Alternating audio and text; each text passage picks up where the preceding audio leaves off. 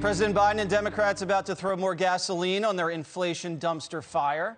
After jamming through the Senate their $740 billion Inflation Reduction Act, the massive bill will unleash an avalanche of your taxpayer money on liberal wish list items like climate change. It will also jack up taxes during a recession. And while Democrats are riding high now, Republicans say they'll pay the price in the midterms. But President Biden thinks it is a major win. Listen. Do I expect it to help? Yes, I do. It's going to need to help. For example, no senior will have any on Medicare will have a net bill more than $2,000 for drugs, no matter what the costs are. That's a big deal. It changes people's lives. There's a whole range of things that are really game changers for ordinary folks. Now, some of it's not going to kick in for a little bit, but it's all good. It's really going to lower the daily. When you sit down at that kitchen table at the end of the month, you'll be able to pay a whole hell of a lot more bills because you're paying less than medical bills. And if you love getting audited, listen up. Democrats will be sending an army of IRS goons after your bank account. After giving them $80 billion to ramp up enforcement and hiring 87,000 new IRS agents. And get this, the agency will end up with more staffers than the State Department, FBI, and Border Patrol combined. The Democrats think they're pretty clever by calling the bill the Inflation Reduction Act, but even Senator Bernie Sanders can see through that charade. I want to take a moment to say a few words about the so-called Inflation Reduction Act that we are debating this evening. And I say so-called, by the way, because according to the CBO and other economic organizations who have studied this bill, it will, in fact, have a minimal impact on inflation. All right, Senator Scott, excuse me. You're not Bernie Sanders. Praise the Lord. That's a big leap. Dana said Senator Sanders. You're going to thank God for it. You were there when the sausage was being made. Absolutely. What is the most worrisome thing about this bill? Well, I think what you said to start the show was really important. It's not just those three departments. It also includes the Pentagon. So if you add all four of those departments together, you're still going to have a bigger IRS. And the scariest part for our viewers, 87,000 new employees hunting for taxes from people making less than $200,000. It's a lot of us. It's not the billionaires and the millionaires. It's literally middle-income families, low-income families, and entrepreneurs who are trying to figure out how to keep their employees working and invest in their future. When they named this thing the Inflation Reduction Act, were you guys on the Republican side just kind of snickering about that? Well, I call it the Inflation Seduction Act. Oh, yes. Literally, it has nothing to do with reducing inflation. When Bernie Sanders and Tim Scott and Ted Cruz are all on the same side, that tells you that whatever they're selling, we're not buying. Greg Gutfeld, your reaction to what happened over the weekend? Well, it's funny. It's like whenever a con man has aliases, that's a tip-off. This bill has changed its name more times than Kanye West, right? You know, it was inflation, then it was climate, then it was healthcare, then it was tax policy. Did I say climate? This has more faces than Nancy Pelosi. But they do this so they can keep you off the scent, so they can overwhelm you. I don't believe this bill passed. It just wore everyone down. We even have a hard time following this stuff. Spending bills are now like cell phone plans.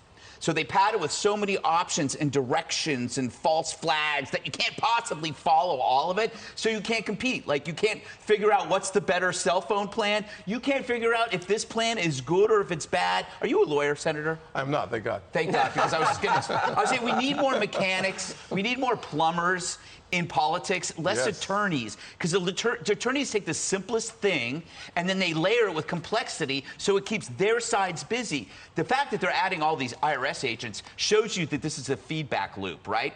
It's how they pay for their fantasies. So one half of the bill is the fantasies, right? The things they want to spend on and everything. The other half has to steal to pay for it. So it's like a never-ending system. It's a configuration that could go on forever. Anytime you want to put more money in, you just hire more IRS agents. And then you go, well, see, it's going to be paid for because we got these guys over here. It's a feedback loop that can't end. It's really strange. Americans do not need a doubling of the IRS. Crime is raging out of control, but it's easier to go after white-collar criminals criminals than people who will shoot back at you.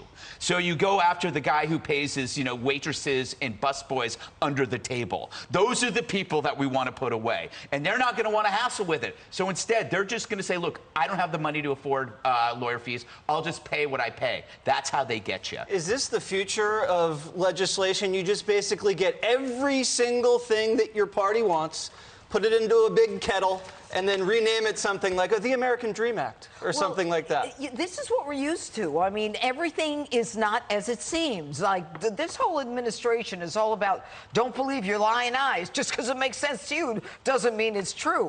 And, they call it the Inflation Reduction Act. I think they should call it the Election Seduction Act, because what they're doing is they're trying to convince America that this is going to help you with inflation. You have to read the fine print to know it's not going to have any impact on inflation, and it's going to be better for you. Just like the president said, you're going to have a whole lot more money to pay your bills. Hogwash, you're going to have a whole lot more money. Gas is still the same. Chicken is still the same. The prices of everything are still the same. And what is it, 0.1% of 1% or whatever it is that the CBO. Whatever. The Congressional Budget Office. All right, CBO. You can say whatever you want. Okay, thank you. No, well, I say the truth. That's why I paused and took it from my Democrat friend here. Here's the thing.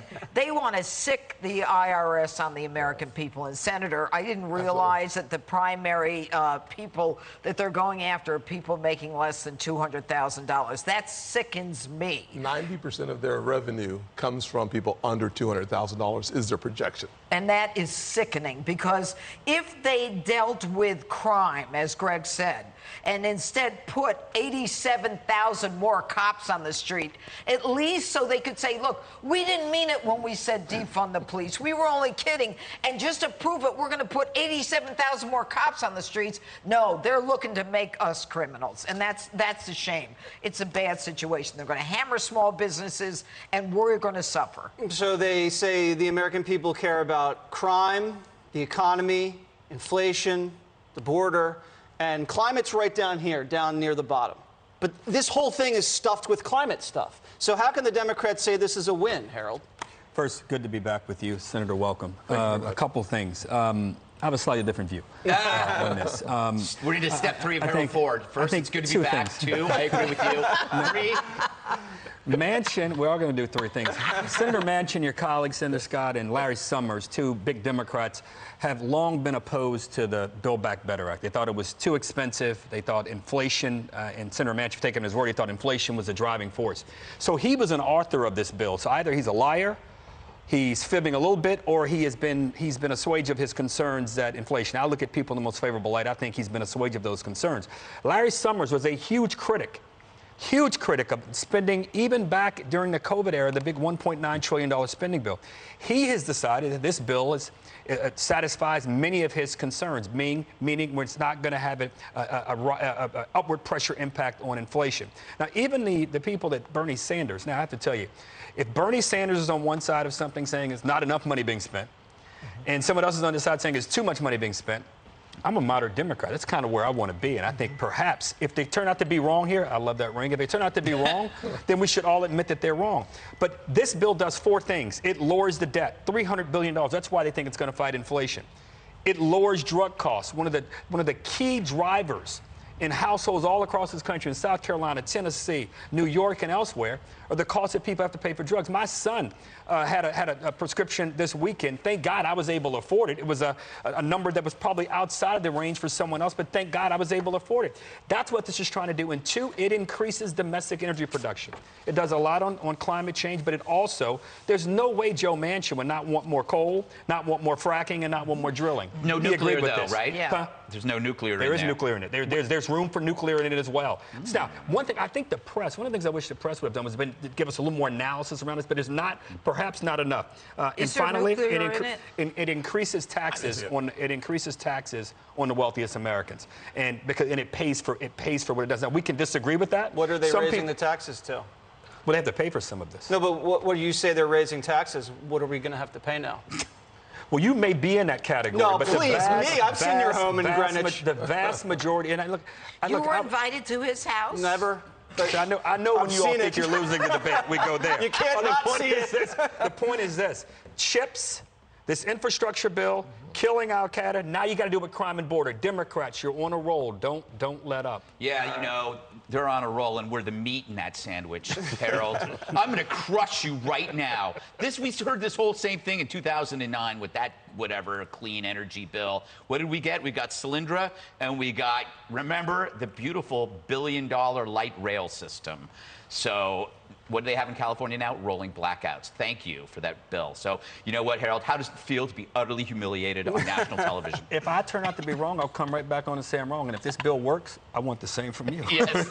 You'll never get it from me. Yeah, we'll be determining whether it works or not. Hi, everyone. I'm Brian Kilmeade. I want you to do me a favor. I want you to click to subscribe to the Fox News YouTube page. This is the only way that I know for sure that you're not going to miss any great commentary, any great news bites, any great interviews coming your way on Fox. You can get it all here on YouTube. So subscribe right now.